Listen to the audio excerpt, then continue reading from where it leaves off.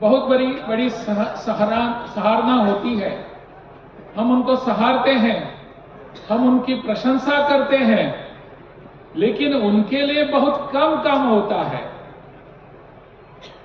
हमेशा इस देश की अर्थव्यवस्था जो है, आर्थिकी है, हम भाषणों में सुनते हैं हमारे नेताओं के कि हमारा किसान है, हमारी अर्थव्यवस्था की रीढ़ है और वो मजबूती से रीढ़ बननी चाहिए।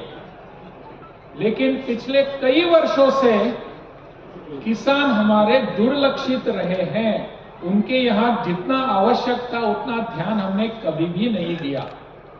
यह भी वास्तविकता है, इसको हमको समझने की जरूरत है, क्योंकि किसान हमारे रीढ़ है। हमारी अर्थव्यवस्था कृषि की अर्थव्यवस्था है। कृषि मंत्री रह चुके यहाँ हुकुमदेव नारायण यहाँ हमारे साथ हैं, वो भी जानते हैं। लेकिन पिछले कई वर्षों से इसके ओर हमारे किसी भी सत्ता में रहे हुए लोगों ने ध्यान नहीं दिया। परंतु अभी परिवर्तन आ रहा है, कुछ बदलाव हो रहा है। किसानों के लिए केवल भाषण नहीं हो रहे हैं, अभी उनके लिए कुछ काम करने की आज की तारीख है, आज का समय आ गया है। इसको समझकर पिछले कुछ वर्षों से यहां प्रयास हो रहे हैं। किसान ऐसे इस क्षेत्र में, जैसे कि मेरे पूर्व वक्ताओं ने भी कहा, आदरणीय संत कुमार जी ने भी कहा, उसको दोहराया कि आज की टेक्नोलॉजी जो है, उस तकनीक को अपनाते हुए हमारी पारंपरिक खेती जो है उसको आगे बढ़ाने की आवश्यकता है। इस पारंपरिक खेती को हम कैसे अपनाएंगे, जिसे हम प्राकृतिक खेती भी कहते हैं, नेचुरल फार्मिंग।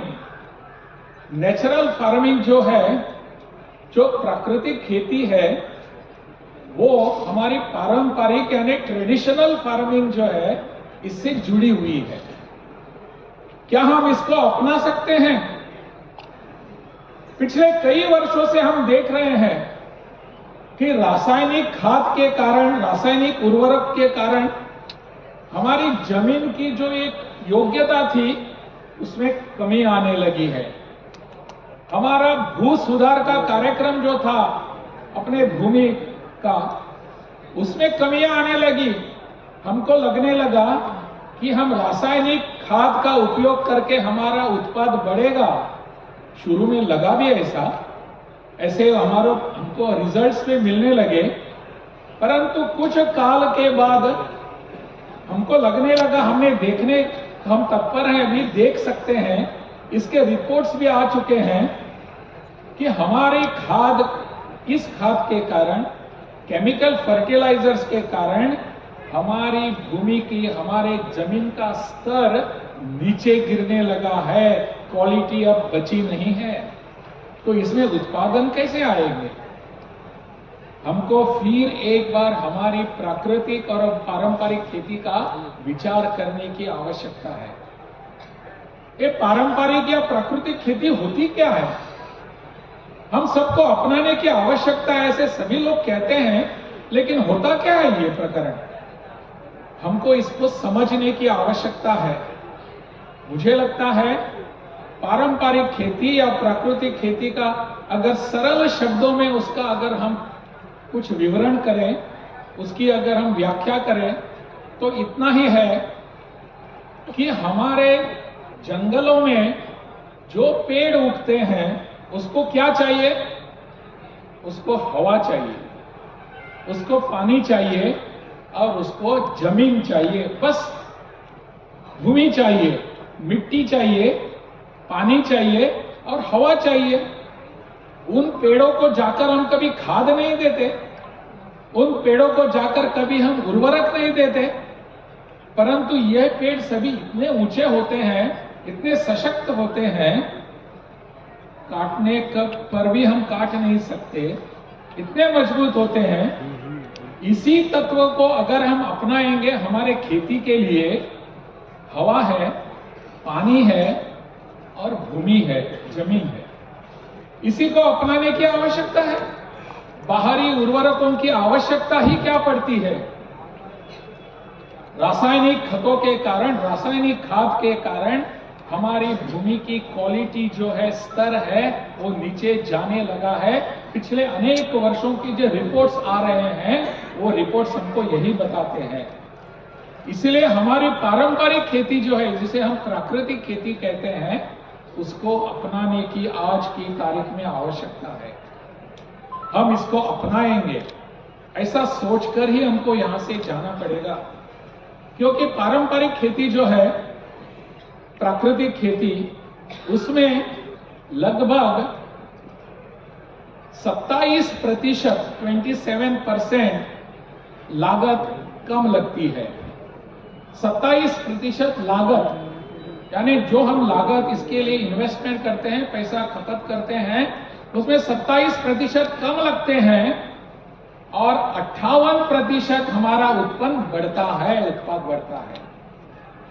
ये मैं नहीं कह रहा हूं, जिन लोगों ने इस पर अपना कुछ रिसर्च किया है वो कहते हैं कि 27% लागत कम लगेगी और 58% हमारे उत्पाद ज्यादा हो जाएंगे।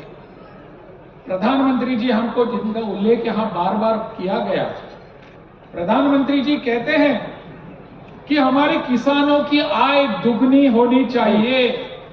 कैसी होगी? उनको लगता है कि हमारे किसान अगर प्राकृतिक खेती का अगर कुछ इसमें प्रावधान करें, उसकी योजना करें, तो हमारी आय दुगनी हो सकती है। प्राकृतिक खेती के लिए बस हमको ज्यादा कुछ करने की आवश्यकता नहीं होती। एक हमारे घर में एक देसी गाय होनी चाहिए। देसी गाय, बाहर की गाय नहीं। जो बाहर के गाय का दूध हम पीते हैं आज, उनसे बहुत सारे क्या नुकसान होता है, मैंने आपको बताने की आवश्यकता नहीं।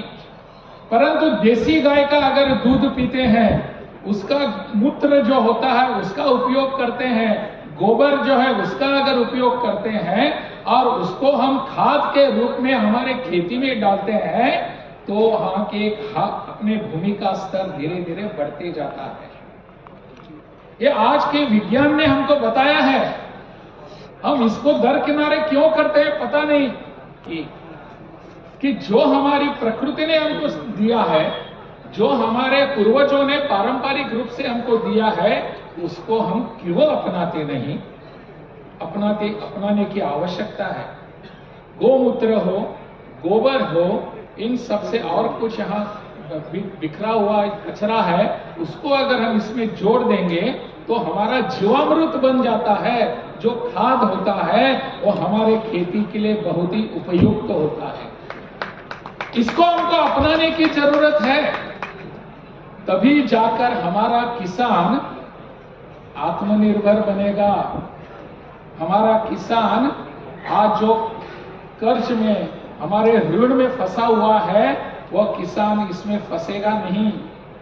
क्योंकि हमको क्या चाहिए?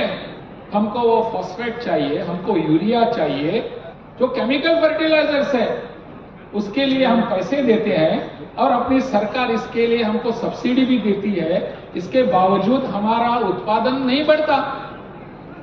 उत्पाद बढ़ाने का यह उपाय बहुत ही साधा सरल उपाय है कि हमारी खेती प्राकृतिक और निसर्गता जो होती है उसके आधार पर और पारंपरिक आधार पर होनी चाहिए, इसी पद्धति से होनी चाहिए। मैंने इस पर थोड़ा सा एक शोध किया है, मैंने इसको पढ़ा है, जाना है और काम किया है, इसलिए मैं बोल सकता हूं। यह पारंपरिक खेती का अनुभव मुझे हिमाचल प्रदेश में मिला। हिमाचल प्रदेश में वहां गवर्नर था मैं, उस समय पारंपरिक खेती का वहां के सरकार ने अपनाया था। SPNF कहते हैं उसको, सुभाष पालेकर नेचुरल फार्मिंग। जो नेचुरल फार्मिंग जो है उसको वहां अपनाया गया। लगभग 2 लाख वहां के किसान इस पद्धति को अपनाए हुए हैं। 2 लाख किसान। वहां के एक कार्यक्रम में मैं गया था। मैं आपको मेरा अनुभव बता देता हूं। मैं जानता हूं मेरा घड़ी की ओर ध्यान भी है। वहां का अनुभव ऐसा है कि ऐसे किसानों के एक वहां मेला था और उस मेले में सभी महिलाएं थी जो प्राकृतिक खेती को अपनाकर अपने खेत में काम करती हैं। तो सभी महिलाएं वहां अपना अनुभव बता रहे थे, क्या क्या कैसे हुआ। मैं मंच पर बैठा था और वहां सामने आकर मंच पर एक महिला ने युवती है, वो युवती थी, वो वहां आई और अपना अनुभव बताने लगी कि मैंने किस तरह से पारंपरिक खेती को अपनाया और मेरा उत्पादन कैसे बढ़ गया। वहां की खेती में उत्पाद जो था वो बढ़ने लगा था। मैंने उस युवती को, हमारी उस बेटी को मैंने रोका और पूछा कि बेटी मुझे एक बताओ कि आप कहां तक पढ़ी हो। आपको आश्चर्य होगा, उस बेटी ने हमारे जो बताया, आपको आश्चर्य होगा सुनकर। वो कहने लगी कि सर मैं सॉफ्टवेयर इंजीनियर हूं। मैंने पूछा सॉफ्टवेयर इंजीनियर तो आप कहाँ? हाँ, मुंबई में मैं जॉब करती थी, मुंबई में, महाराष्ट्र के मुंबई में मैं जॉब करती थी, लेकिन उसको छोड़कर मैं मेरी मिट्टी में काम करने के लिए, वो भी प्राकृतिक तरीके से काम करने के लिए आई हूं।